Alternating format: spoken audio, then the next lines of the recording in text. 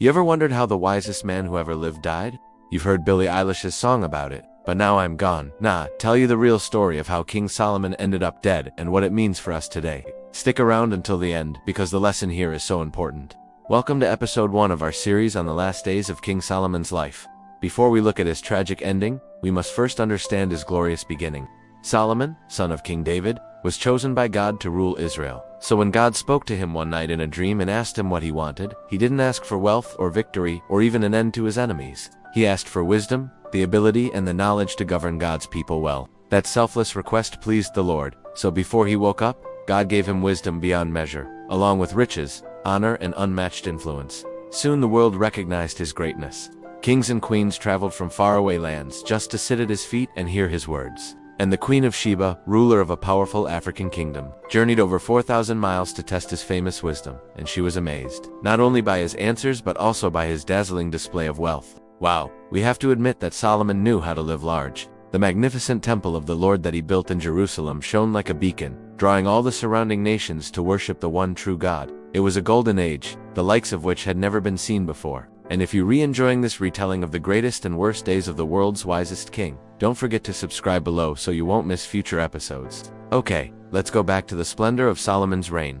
As impressive as his kingdom was, there was a lot more to Solomon than his gold and glory. He was known throughout the ancient world for his wisdom, his ability to solve problems that no one else could crack. And we get a glimpse of that in this famous story. One day, 2 women came to him, claiming to both be mothers of the same baby. They argued about who should have custody of the child, and neither woman would back down. At his wit's end, Solomon decided that the only way to settle this dispute was to cut the baby in half, giving each mother a piece. But then something incredible happened. When the woman saw that he was going to take her son away from her forever, she suddenly changed her mind and begged for the living child to be given entirely to her. Of course, Solomon realized that she must be the real mother, since only she would be willing to sacrifice everything to keep her child alive. So he restored the child to her and commended her great love. That's a great lesson for us on the power of a mother's love. But it also reveals another part of Solomon's greatness, his capacity for compassion.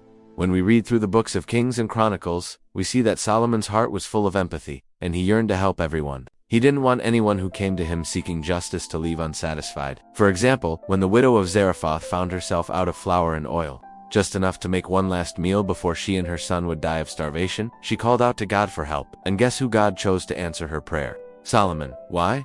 Because he had such a tender heart.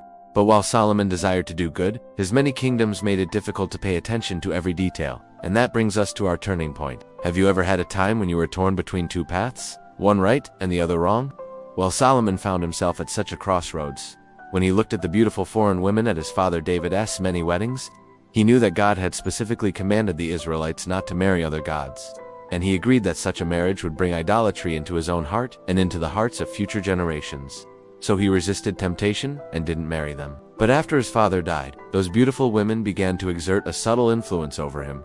He started attending their religious ceremonies and even took some of their gods back to his palace. But wait, I thought Solomon was wise. How could he fall for such trickery?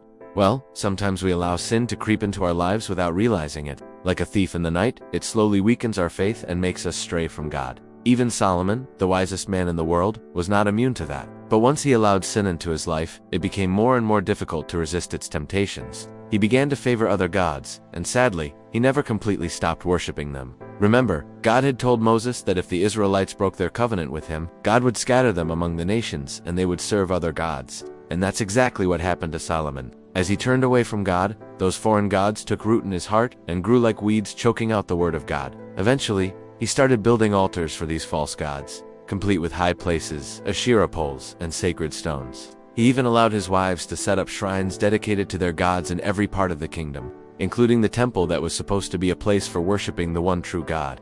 Now Solomon must have known that this was wrong. After all, God had told Israel not to worship any other god, because that would be nothing short of treason against the Most High. But perhaps he thought he could get away with it. Or maybe he thought he was too powerful and influential for God to punish him. Whatever the reason, he kept going further and further down this dangerous path until one day God confronted him. So, what do you think Solomon said when God confronted him about his sin? Let me know in the comments below. In episode 3, when God appeared to Solomon in a dream and confronted him about his many sins, he confessed everything and begged for mercy. God listened to his prayer, but he wasn't finished with Solomon yet. Hey, did you know that every day nearly 2 million people watch our videos? Wow, but only 7% of them are actually subscribed. So if you've not done so, and you enjoy our content, be sure to join the family by subscribing. Thanks. Now let's go back to the rest of the story. God told Solomon that because of his disobedience, he would be severely punished. But before we get to that, I want to show you how bad things got. God told him that some of his descendants would be cut off as punishment for his own sin, but that one of his sons would escape this fate. If only Solomon could have learned this lesson earlier and held fast to the one true God, he might have avoided all this pain. But now he had to face the consequences of his actions. After he died, 4 of his sons seized the throne in quick succession, plunging Israel into civil war.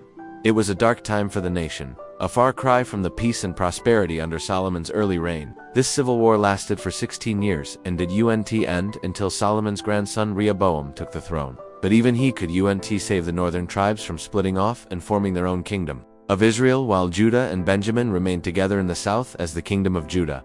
Both kingdoms would eventually be conquered by foreign invaders. So what can we learn from all this? When we turn away from God, even for a moment, we open the door to sin and destruction. And the longer we stay on that path, the harder it becomes to turn back. Don't be like Solomon. Hold on tightly to God and never let go. Thank you for watching episode 2 of the last days of King Solomon's life. If you enjoyed it, be sure to subscribe below so you don't miss episode 3, where we see how God dealt with Solomon after he turned away from him. Also, be sure to share your thoughts about Solomon in the comments. Is there anything you admire about him, or any lessons you've learned from his mistakes? We'd love to hear from you. Until next time, walk with God and be blessed.